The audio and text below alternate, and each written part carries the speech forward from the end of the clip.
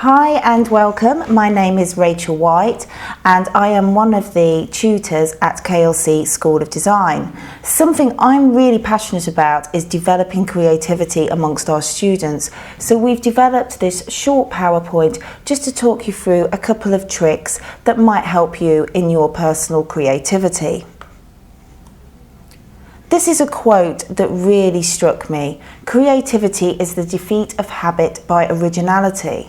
We all get into a routine. We don't mean to, but it's much easier to source fabrics and furniture and other ideas from places that we know and trust.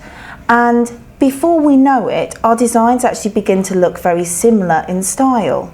We have an automatic default taste that we refer to.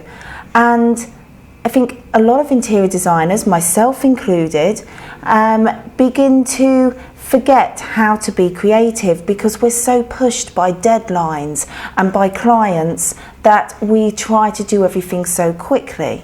So this is focusing on regaining that creativity and hopefully helping us develop as designers. So I'm going to make some assumptions, and this is very much for those of you who are working for yourself, working for companies, or perhaps about to make that first step. Make time for yourself to find creativity, and this time should be in your project. This image here is the ROBA plan of work, and it shows the whole process of design, and you should actually be used to it, especially you should be doing contracts and all the formal paperwork behind it. But I'd like to highlight stage 2, which is concept design. I'm sure you're aware that you take the brief, and before developed design you have this section, but unfortunately we often jump into developed design from preparation and brief. We rush through concept design. I think there's several reasons for this. Sometimes it's because we're having pressure of deadlines and clients that we feel the need to quickly come up with ideas and maybe not be as creative as we would like. Being creative isn't something that we can necessarily show to a client. So sometimes we want to go out and inspire ourselves, make sketches, look at pattern, look at images and form and shapes. But this isn't something we can show to a client and say, and now I'd like you to charge you for the time of this. But it's something that we should be doing that we neglect. You're being paid for your skills as a designer.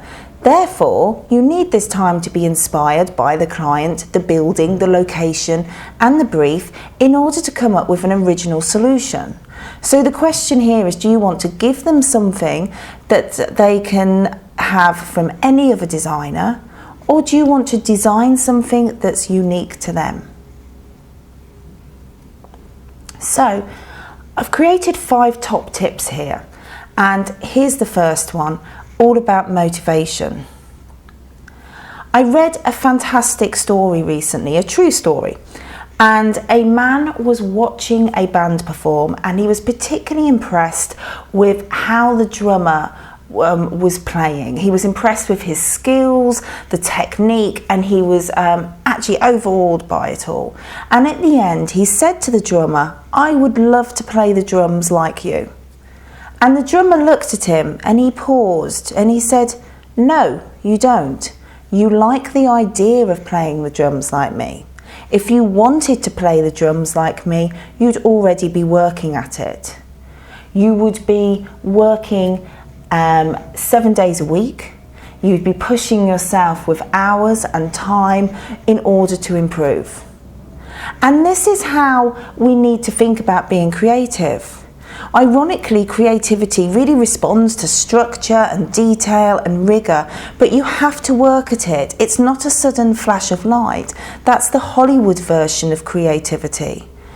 It requires care and growing and watering. But if you get into the habit and routine of working at it, it will begin to get easier. It'll feel less of a pain and it will grow and bloom. Unfortunately, with motivation comes its evil twin, which is procrastination. This is Charles Eames' workspace. For some of you, that might be fantastic and you'll love the craziness, all the images, the piles of paperwork, the pens, and how artistic it feels. Some of you might look at this, however, and think this is so jumbled and messy, I can't bear it. Whatever you prefer, look at your own desk. Do you actually like to sit and work at it? Recently, I moved my desk from one part of my flat to the other, and it made such a difference. It also rejuvenated something in me. I felt I was working in a totally new space. It felt inspiring. I could clear it and start it from scratch. And I recommend you do that. Clear that desk. Look at what you've got around it. Do you need everything there? What inspires you? What would you like on there? And actually, by just doing this simple rejuvenating process, it will help push you forwards creatively. So it might be that you need to be organised. That big excuse of procrastination is, before I do something, I'm just going to clean the house, I'm going to do these chores, I'm going to do X, Y, and Z. So this is a book that I'm sure a lot of you know or you've come across. It's a top seller, and it's The Life-Changing Magic of Tidying by Marie Kondo. You can find it in pretty much most bookshops or online. I simply say read it, do it, and reap the rewards.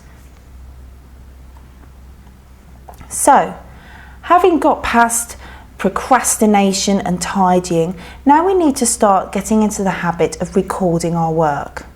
So let's start simply with mark making. Sometimes I find a lot of students become very nervous about immediately going straight into sketching, but mark making is a fantastic way to start to get into this, and we recommend looking on the V&A, on Pinterest, at different examples, and I've put a mixture here. All of these are unique in their style and their form, but they're all really playing with pattern, light and shade, texture, and it's really interesting to see you can get inspiration from just these small sketches alone as you can from a large sketch. So maybe start off and look around you, visit somewhere, and rather than trying to draw the whole form, whether it's an architectural detail, whether it's a still life, maybe just try and record some of the texture by just doing some simple marks and playing with pattern. And this could be a nice way to get into this. Moving on from mark making, we've got sketching. Now, don't feel like the sketchbook on the left that you have to be amazingly talented artist and that you're going to sketch and produce work that looks like photographs. As soon as you put that pressure on yourself, you are going to fall at the first hurdle. So do what you feel comfortable with. We encourage students with regards to collage, graphics, taking photos, tracing details, play with what you feel comfortable with, and just start trying to build a sketchbook. If you feel at all uncomfortable about boosting your sketching skills and you'd like to know more, this is a book we really recommend. It's called it's the new version, Drawing on the Right Side of the Brain, and this is the workbook. There's also a larger book, but this is the workbook, which is great for getting quick exercises and working directly in it. So if you can make time once or twice a week to do one of the exercises in here, you will quickly progress. And they're also excellent exercises at boosting creativity, of making you look at things in different ways. So we've got a challenge for you. Try to create a 1-month sketchbook. So for 1 month, record everything. Look at sight, sound, shape, texture. Now we have some rules. In your sketchbook, make sure that only 1/3 of each page is writing. The other 2/3 should be sketching, images, doodles, stuff stuck in. Use a bulldog clip to close all the completed pages. So as you finish a page, fold it over, clip it in the bulldog clip, and don't go back and look at anything until 1 month has passed. Finally, after a month, you're allowed to open and look at what you've done. And you know what? You'll feel the most amazing sense of satisfaction and inspiration by looking back and remembering what you've done. And you might start to see patterns and forms develop. You might start to see how you're improving. And hopefully, after doing it for a month, you've got into a routine. You've got into the habit of taking your sketchbook around with you.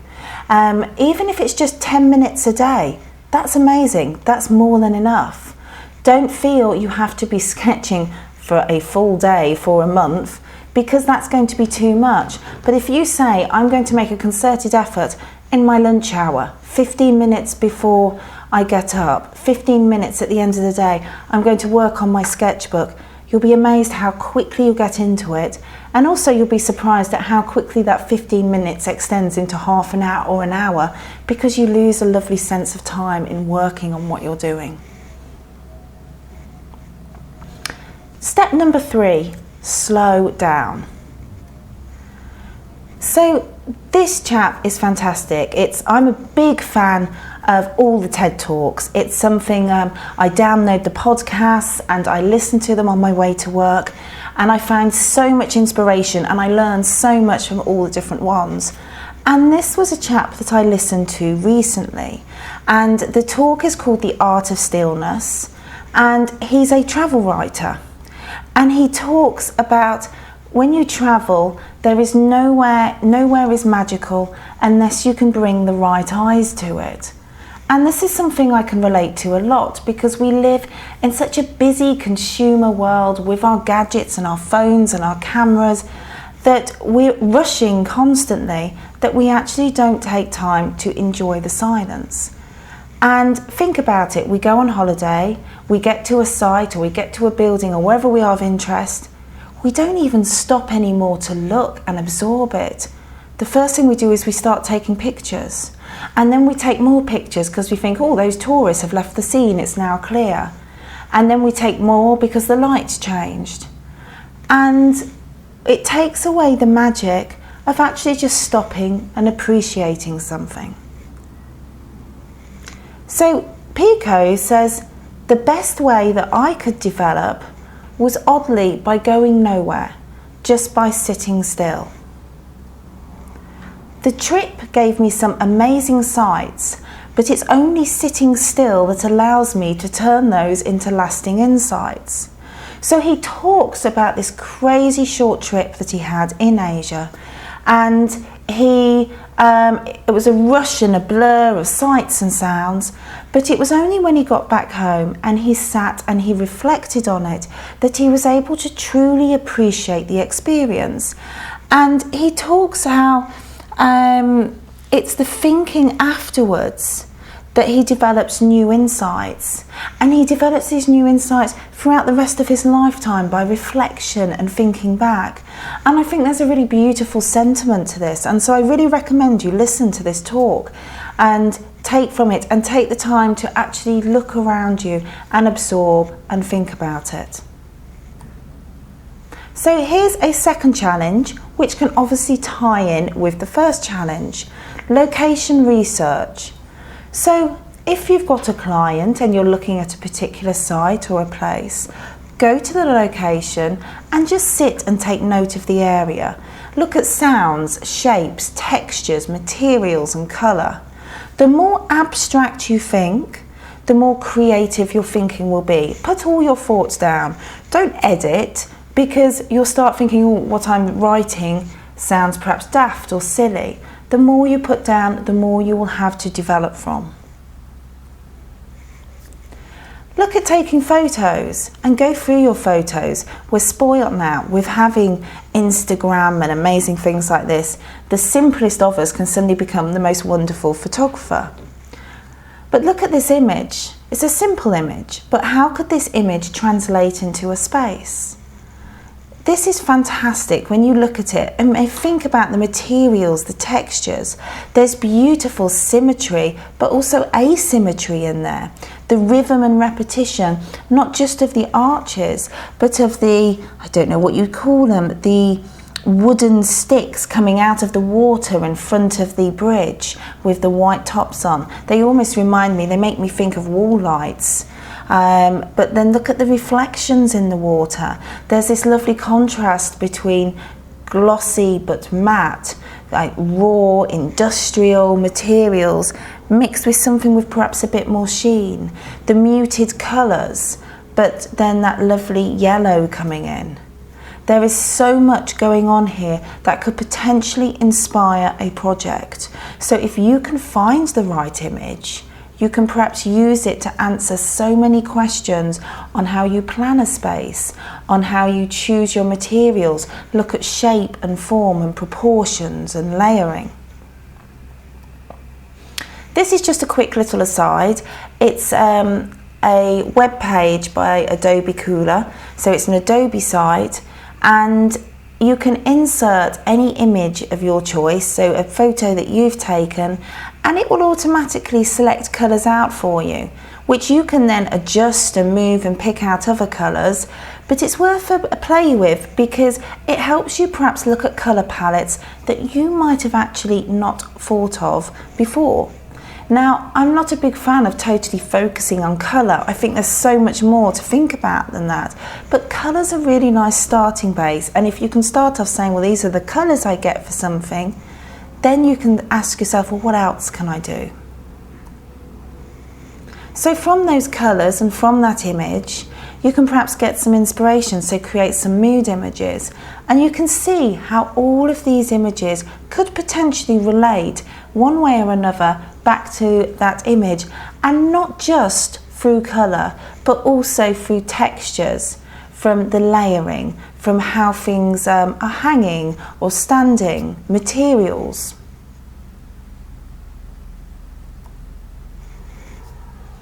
So number 4, embrace blocks.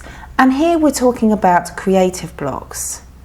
So creative blocks come in all sorts of shapes and forms, but these are probably the most common ones. Inhibition, repetition, panic, failure. We all have little monsters in our head that don't encourage us. We try and approach something and we sit with an empty sketchbook page in front of us. We're nervous to do something, we're worried that what we do might not be good enough, all sorts of things. I think the most important thing is to say to yourself, at some point I'm going to get a creative block. At some point it's going to be tricky. But if you can embrace that and know that's going to happen, then you can also face, well, what can I do to get past this? So first of all, simply accept there will be blocks, but then think, well, why is it happening? Often our brains tell us this is the process that we follow. And our brains therefore don't like suddenly taking a side turning, because we're used to doing things a certain way. So it's suddenly quite tricky if we say to ourselves, when we've always been sketching, well, what about if we build a 3D model? What about if we play with paper and tear a form, create a collage, try something different? It's quite tricky to go away from our comfort zone. But by randomizing our approach and what we do, we're more likely to find solutions. Seek is something I'm going to come on to in a minute. But practice is obviously looking for different ways, practicing different ways of doing things. And the more you try different methods, the more natural it will feel to you to add it to your repertoire of skills. So the third challenge, mix your formats within that sketchbook. So think not just about sketching, but try other mediums like painting. Look at photography. Dare to write it. Now, I don't want you to write pages. Remember, only a third of the page is allowed to be written. But consider looking at poetry. Poetry is a fantastic form for writing succinctly and thinking about the kind of words we use, because then we start to look at more interesting words and more interesting phrases, and we start to become more creative in our approach. And if you've got interesting words to play with, then you can start saying, well, what does that word mean to me? What would that word mean if I was to make it into a model or a collage? So there's collage, Finally, become a seeker. So I mentioned the word seek earlier. Seek others. This could be anything from someone to bat ideas with, so someone who perhaps understands a little bit about the process that you're going through and you're able to sound ideas off. Sometimes it's just as good to sound ideas with someone who's totally unconnected because they'll give you a completely different point of view. If you're working in the industry, find someone who perhaps thinks very differently to you. It's very easy to depend on people who think the same, and therefore you're almost getting automatic justification for any of your ideas, but you're not being pushed. So find someone who thinks in different ways or different formats, and then you'll really push each other. If you're also in the industry, we highly recommend find a work experience person or offer an internship. There are so many potential students out there who are looking for somewhere to get some experience. And if you're starting a new project, what better timing to get a student in and say, okay, I've got this project, I've got this brief, what do you think you can do with it? And let them run off and see what they find. Because as I said at the very beginning, we're so used to falling back on what we know. And they could well come back with a whole bag full of different ideas. Now, it might be a bag full of trouble, but in that bag, there could well be a few gems of ideas that you would never have thought of. Seek inspiration. If you're watching this, you're presumably creative in nature, but open your mind. Really do try and make an effort to go to more galleries, more exhibitions, even a walk in the woods, collect leaves, visit immersive theatre, do something different. Where possible, try and go outside your comfort zone because it will open you up more to new things. And finally, I'd like to end on seeking yourself. Everything you could possibly want is in you. All you need is a method for starting to sketch or write something down. So ask yourself the question, am I going to be the person watching the drummer? Or am I going to be the drummer who puts in that effort and that time in order to become more creative and therefore more successful within myself? Thank you for your time.